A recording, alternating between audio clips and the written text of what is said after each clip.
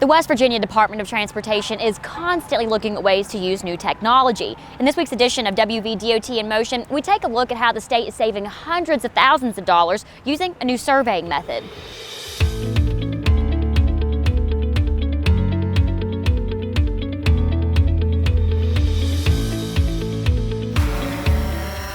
They're great for photos and video, but did you know that drones are making the work of the West Virginia Department of Highways easier, specifically for survey crews? We survey all the stockpiles like these that are here at every site across the state. We only do it once a year to resolve our inventory, but we have to do this just every year to get a good count, and it takes a lot of effort, a lot of man and materials to do it.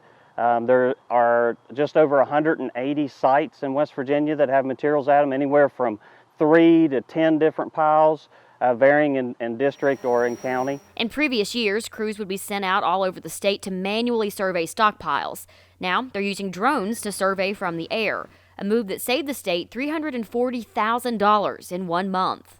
What we did was we deployed 7 pilots in a regional approach across the state, and took about 9 days, where it would usually took a month of survey crews. Survey crews use software they already own to calculate the total amount of product at each location.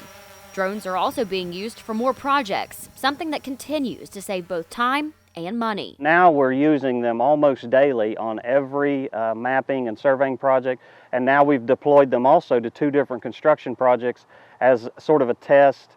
And we've already seen good results out of it. So the program is definitely running well. We just want to take our time and make sure we do it right and do it safe. Be sure to stay with us as we bring you the latest on what's happening with the West Virginia Department of Transportation. We'll see you next week on WVDOT In Motion.